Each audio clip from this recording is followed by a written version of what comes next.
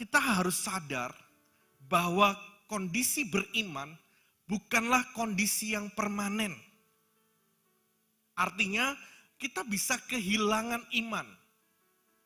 Kita dulu beriman, sekarang bisa tidak beriman. Kita hari ini beriman, besok kita bisa jadi nggak beriman. Iman juga bukan kondisi statis. Artinya cuman stay di tempat, tapi iman itu sebuah progresif. Tergantung bagaimana kita merawat iman kita. Tergantung bagaimana kita memaintenance iman kita. Kalau kita bisa memaintenance iman kita, maka iman akan bertumbuh. Tapi kalau kita membiarkan iman begitu saja, kita tidak memelihara iman kita, maka iman itu akan gugur. Iman itu akan padam. Saya kasih contoh satu kehidupan yang seperti roller coaster. Sebentar beriman, sebentar jatuh. Tapi sebentar lagi beriman lagi. Siapa itu? Yaitu Petrus. Petrus, waktu Yesus berjalan di atas air, ketika Petrus melihat hal itu, dia nggak tinggal diam. Dia berkata, Tuhan, kalau itu engkau, suruhlah aku berjalan di atas air. Anda tahu firman itu? Anda tahu cerita itu? Nah pada waktu itu, Petrus mulai berjalan di atas air. Pertanyaan saya, waktu Petrus berjalan di atas air, pakai iman apa enggak? Pakai iman dong, kalau nggak pakai iman nggak bisa. Coba Anda berjalan di atas air nggak usah pakai iman. Pakai iman Anda, kita aja berjalan di atas air pakai iman belum tentu bisa. Mungkin bawahnya dikasih kaca ya. Kita bisa berjalan di atas air. Petrus waktu berjalan di atas air dia pakai iman. Tapi pada waktu di tengah-tengah ada angin sepoi-sepoi, lalu Petrus terjatuh di situ, kemudian Petrus mulai tenggelam. Nah, waktu tenggelam itu, tangan Tuhan mengangkat Petrus. Lalu Yesus berkata, hai kamu orang yang kurang percaya. Sebentar beriman, tapi beberapa menit kemudian, dia kehilangan imannya. Anda bisa paham ini? Jadi iman kondisi yang tidak permanen. Iman kondisi yang tidak bisa kita berkata, aku sudah beriman, semuanya selesai. Enggak. Kita harus sadar itu dalam kehidupan ini. Saya kasih contoh lagi ya. Waktu Petrus sudah mulai semangat mengiring Tuhan, dia jadi murid yang luar biasa. Tapi ketika Yesus sedang dianiaya, Yesus sedang dipukul, Yesus sedang diintimidasi. Lalu Yesus tanya, siapa murid-muridmu? Lalu kemudian si Petrus dalam bersembunyi, dia melihat Yesus, lalu ada orang bertanya, apakah kamu salah satu muridnya? Lalu Petrus berkata, bukan aku. Petrus menyangkal 3 kali. Seperti roller coaster, sebentar beriman, sebentar percaya. Dia kehilangan imannya. Dia berkata, aku bukan murid Tuhan. Tapi tahukah, untungnya Petrus, ending dari kehidupannya itu luar biasa. Waktu Petrus dipenuhi oleh Roh Kudus, hari itu Petrus berdiri di depan banyak orang dan menyatakan Yesus adalah Tuhan dan menceritakan kebaikan Tuhan dan menceritakan kedahsyatan Tuhan, penginjilan yang luar biasa, dan Alkitab mencatat 3.000 orang bertobat. Bayangkan, Petrus yang tadinya itu cemen, tapi ketika Petrus dipenuhi Roh Kudus, dia penuh dengan iman, bahkan bayangannya saja itu bisa menyembuhkan orang sakit.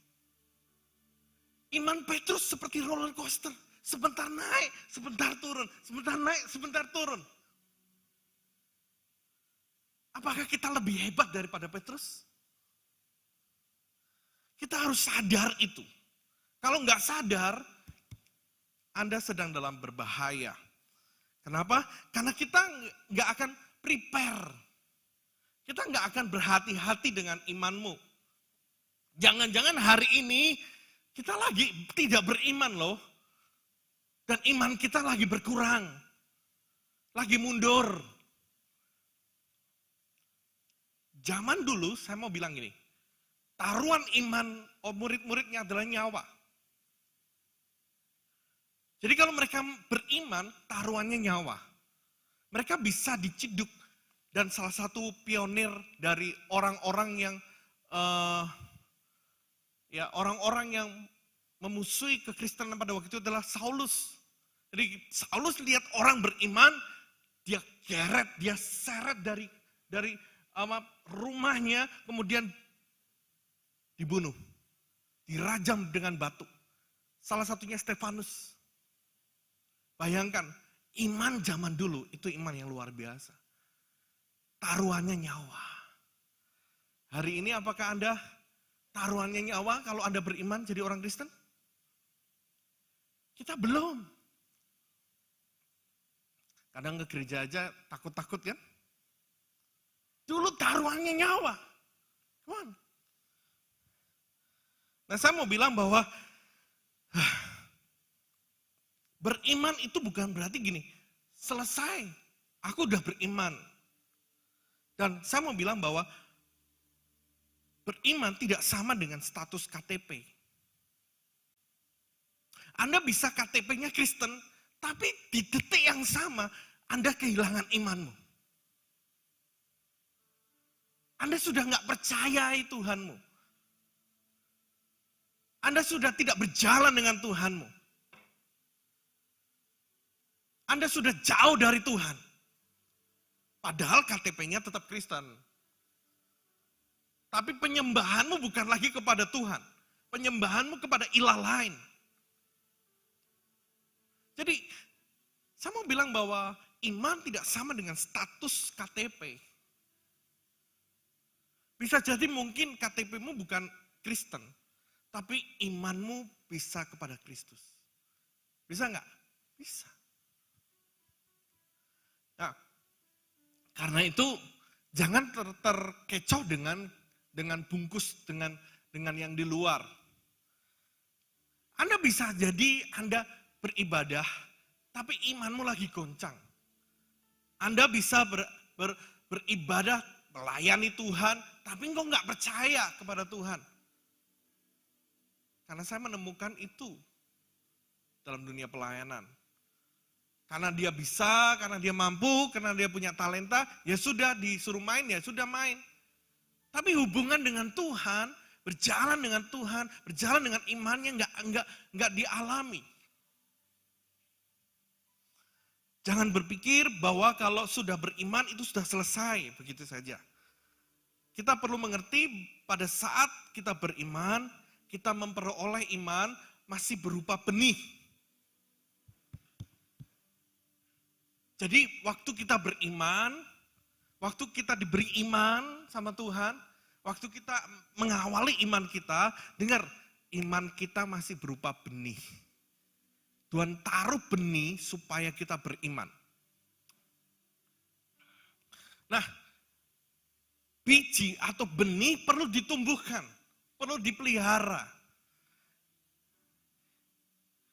Kita mesti bertumbuh dalam iman. Sampai apa?